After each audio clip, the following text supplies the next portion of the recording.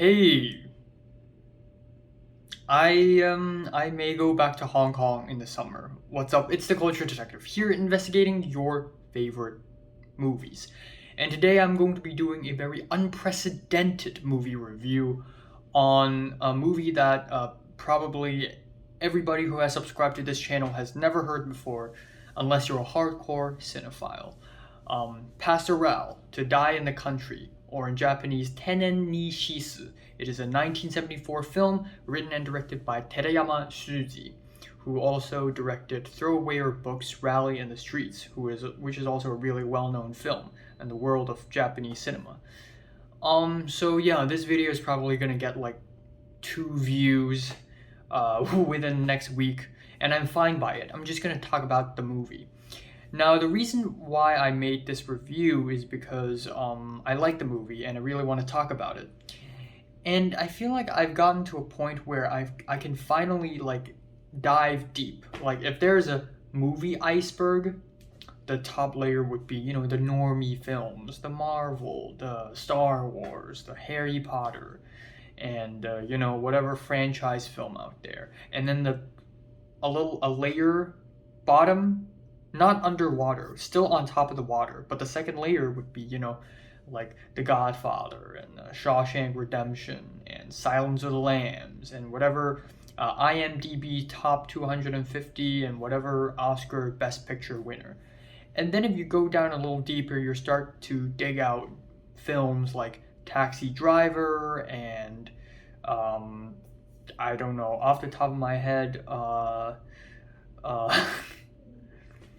Kurosawa films that are still very popular, but these films are now more, cinephile, like true film lovers would definitely know these films. And then you go a layer deeper, and then you have the deep cuts on Letterboxd, and you end up with Pastoral, To Die in the Country, which I am really happy to say that I've reached that level. I'm reaching that level. Yeah, I mean, it's a hypnagogic, psychedelic, experimental film from Japan in the 70s. What's not to love? The film is very experimental. It is about a guy growing up.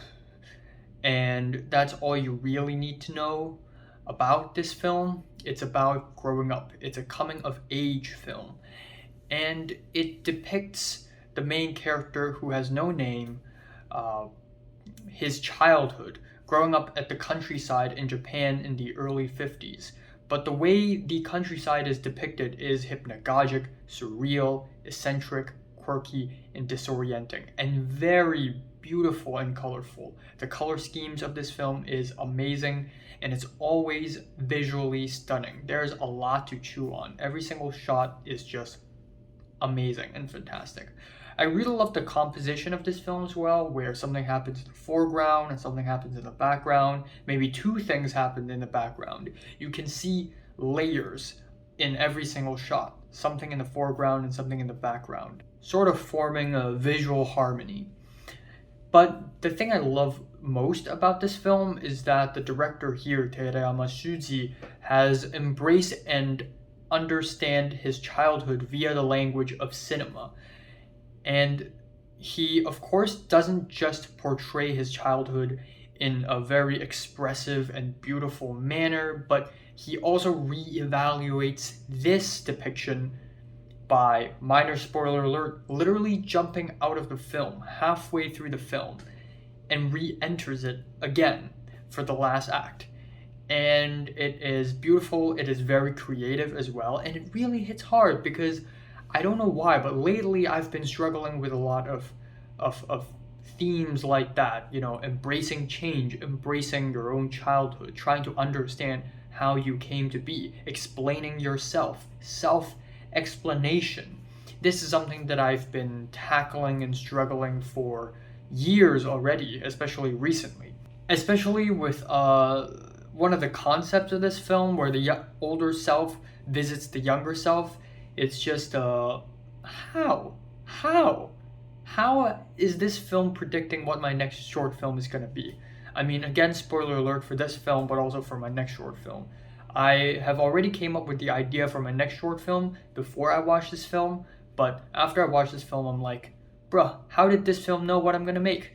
So it definitely hits hard. The dialogues of this film are profound at times, especially when characters discuss uh, human beings' relationship with their past and with their childhood and memories.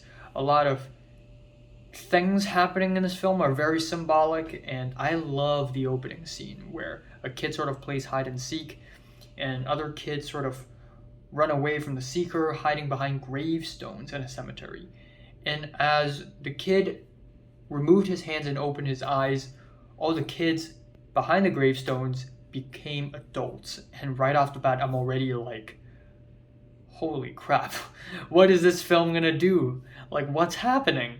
This hits really hard because, again, I'm dealing with ideas and themes like this in real life as well. People changing, people who you used to know, kids, and then them becoming grown-ups, change, the past belonging to the past, the future belonging to the future. It's just so profound. This film also doesn't shy away from dark and disturbing scenes as well. There are plenty of them, especially towards the end. And I don't use these two words lightly, I mean it.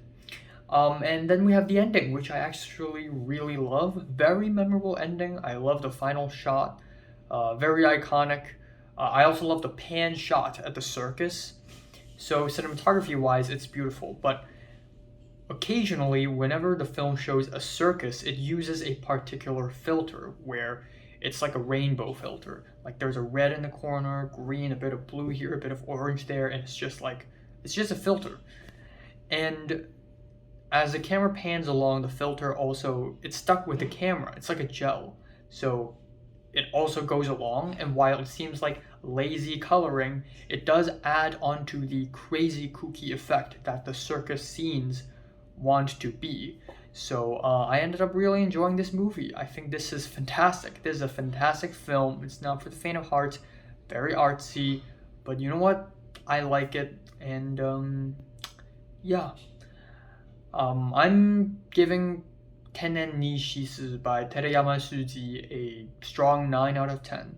So, have you watched this film from 1 to 10? How much did you rate it? Like it, and subscribe if you want more, and thanks for watching.